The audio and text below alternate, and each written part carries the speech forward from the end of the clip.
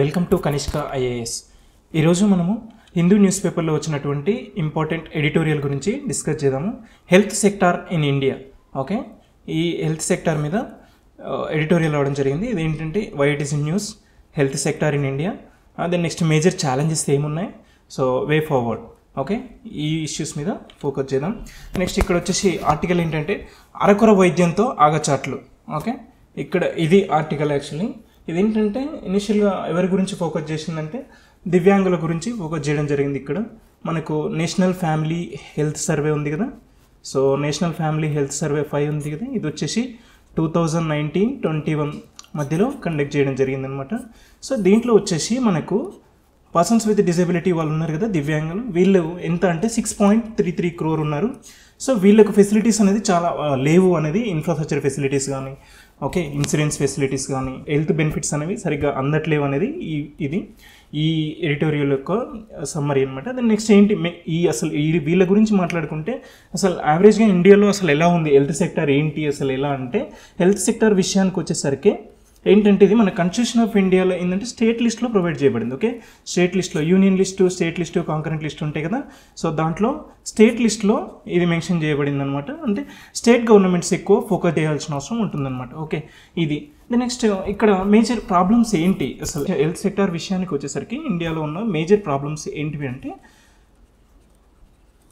Major problems ఇక్కడ ఏంటంటే human resource. Okay, human resource ఇదేంటంటే మనకు వరల్డ్ హెల్త్ ఆర్గనైజేషన్ ఉంటుంది కదా, సో వరల్డ్ హెల్త్ ఆర్గనైజేషన్ ప్రకారము డాక్టర్స్ టు పాపులేషన్ రేషియో కానీ, నర్స్ టు పాపులేషన్ రేషియో కానీ, డాక్టర్స్ టు పాపులేషన్ రేషియో విషయానికి వచ్చేసరికి మనకి ఏంటంటే ఒక 1 డాక్టర్ ఉండాలి ఇంతకీ ఒక 1000 పాపులేషన్కి. ఇది అనేది వరల్డ్ హెల్త్ ఆర్గనైజేషన్ ఫిక్స్ చేసినటువంటి రేషియో.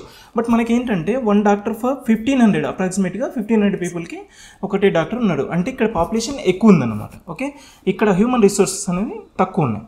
నెక్స్ట్ నర్స్ విషయానికి వచ్చేసరికి 1 nurse for every 1000 population. But ఇక్కడ మనకి ఏంటంటే త్రీ నర్సెస్, సారీ, ఇక్కడ ఏంటంటే 3 నర్స్, బట్ ఇక్కడ మనకి ఏముందంటే 1.7 అనమాట. ఇక్కడ కూడా హ్యూమన్ రిసోర్సెస్ చాలా తక్కువ ఉన్నాయి.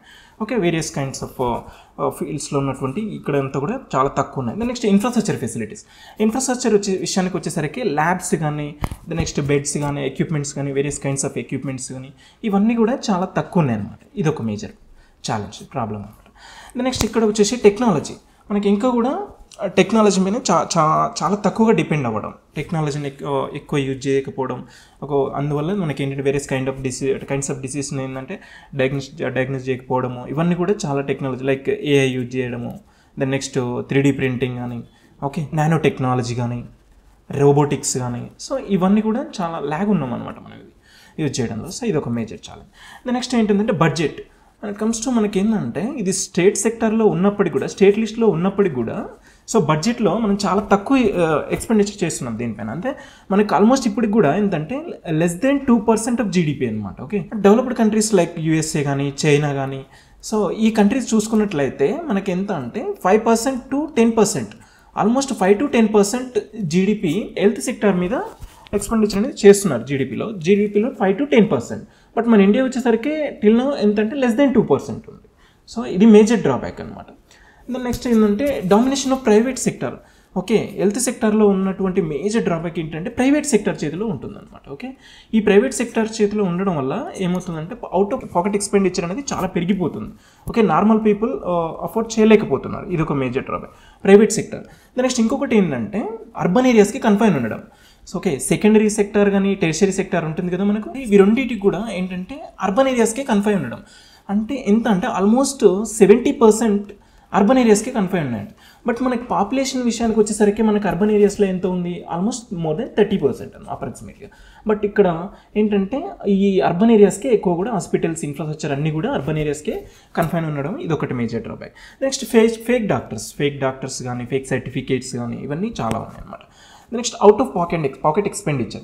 ఇది అనేది కూడా చాలా ఎక్కువ అనమాట ఇండియాలో. వేరే కంట్రీస్తో కంపేర్ చేస్తే మనకు అవుట్ ఆఫ్ పాకెట్ ఎక్స్పెండిచర్ అనేది చాలా తక్కువ ఉంటుంది. Normal people, common people afford చేయలేరు అనమాట. నెక్స్ట్ ల్యాక్ ఆఫ్ టెక్నాలజీ కానీ, ఇవన్నీ కూడా చాలా మేజర్ డ్రాబ్యాక్స్ అనమాట. నెక్స్ట్ మనం ఎలా ఫార్వర్డ్గా ఏంటంటే ఇండియా అనేది వరల్డ్ హబ్గా, టూరిజంగా ఎలా డెవలప్ చేయాలి ఏంటంటే ఫస్ట్ ఎస్పెషల్గా మనకు కొన్ని ఏంటంటే ఇంప్రూవ్ చేసుకోవాల్సినవి research and development. Okay, research and development మీద కూడా ఎక్కువ ఫోకస్ చేయాల్సిన అవసరం ఉందన్నమాట. ఓకే, దెన్ నెక్స్ట్ ఇంకొకటి ఏంటంటే బడ్జెట్. ఇప్పుడు ఇందాక మనం మాట్లాడుకున్నట్టుగా బడ్జెట్ ఉంది కదా, లెస్ దెన్ 2% ఉంది కదా, సో దీన్ని ఇంక్రీజ్ చేయాల్సిన అవసరం ఎంతైనా ఉందన్నమాట. Okay, various kinds of schemes ఫామ్లో కానీ ఎక్కువగా ఇంక్రీజ్ చేయాల్సిన అవసరం ఎంతైనా ఉంది. నెక్స్ట్ వచ్చేసి ఇన్ఫ్రాస్ట్రక్చర్, లైక్ ఏంటంటే 1000 పడకల గది అని ఉంటాం కదా, మన స్టేట్ గవర్నమెంట్స్ కన్స్ట్రక్ట్ చేసినాయి కదా, నిమ్స్ కానీ టీమ్స్ కానీ ఇట్లాంటివన్నీ కూడా సో ఎక్కువగా కట్టాల్సిన అవసరం ఇప్పుడు ప్రస్తుతానికి ఉందండి. నెక్స్ట్ టెక్నాలజీ యూజ్ చేయాల్సిన అవసరం. టెక్నాలజీ ఏఐ కానీ, నానో టెక్నాలజీ కానీ, రోబోటిక్స్ కానీ, 3D ప్రింటింగ్ కానీ, ఇవన్నీ కూడా ఎక్కువ యూజ్ చేస్తే ఏంటంటే చాలా బెటర్గా ఉంటుంది, వరల్డ్ క్లాస్ లెవెల్లో ఉంటుందన్నమాట హెల్త్ సెక్టర్. నెక్స్ట్ వచ్చేసి మనకు ఇన్సూరెన్స్ విషయానికి వచ్చేసరికి వరల్డ్లో మనం చాలా ల్యాగ్లో ఉన్నాం. ఓకే, లైక్ నార్మల్ కంట్రీస్తో రిమైనింగ్ కంట్రీస్తో కంపేర్ చేస్తే ఇన్సూరెన్స్ సెక్టర్ అనేది చాలా తక్కువ అనమాట. అంటే అప్రాక్సిమేట్లీగా 42% పీపుల్కు అసలు ఇన్సూరెన్స్ మీద అవగాహన లేదు, బేసిక్ అవగాహన అనేది లేదనమాట. అందువల్ల ఇక్కడ ఏంటంటే మనం ఇన్సూరెన్స్ సెక్టర్ మీద ఫోకస్ చేయాల్సిన అవసరం ఉంది.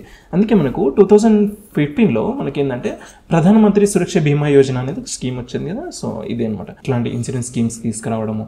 Next various kinds of policies, like మనకి ఏంటంటే ప్రోగ్రామ్ లైక్ ఏంటంటే ఆయుష్మాన్ భారత్ స్కీమ్ కానీ బట్ సెకండరీ అండ్ టెర్షియరీ సెక్టార్కి. ఇంకొకటి ఏంటంటే మనకు నేషనల్ హెల్త్ పాలసీ 2017 ఉంది కదా, సో ఇట్లాంటివన్నీ కూడా తీసుకురావడము.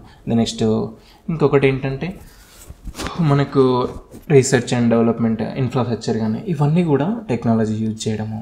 ఓకే, దెన్ నెక్స్ట్ ఇవన్నీ కూడా ఇంక్రీజ్ చేసినప్పటికీ మన ఇండియా అనేది డెవలప్ అవుతుంది అనమాట.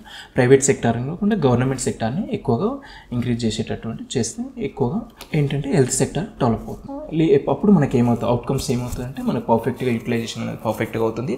సో హ్యూమన్ రిసోర్సెస్ మనకి టాప్ మోస్ట్ పాపులస్ కంట్రీ కదా, సో ఏంటంటే ఆటోమేటిక్గా మనము ఎఫిషియెంట్గా వర్క్ చేయగలుగుతాము. దెన్ నెక్స్ట్ ఏంటంటే మనకు అవుట్ ఆఫ్ పాకెట్ ఎక్స్పెండిచర్ చాలా తగ్గిపోతుంది. దెన్ నెక్స్ట్ ఇంకా మనకు మెడికల్ టూరిజం అనేది బాగా ప్రమోట్ అవుతుంది. సో ఇవన్నీ కూడా చాలా బెనిఫిట్స్ అనమాట మనకు. అప్పుడు ఎకానమీ అనేది టాప్ మోస్ట్ పాపులస్ కంట్రీ అయినప్పటికీ కూడా 3rd లార్జెస్ట్ ఎకానమీ అవ్వడానికి ఇవి అనమాట మేజర్గా కంట్రిబ్యూట్ చేస్తాయి. Thank you.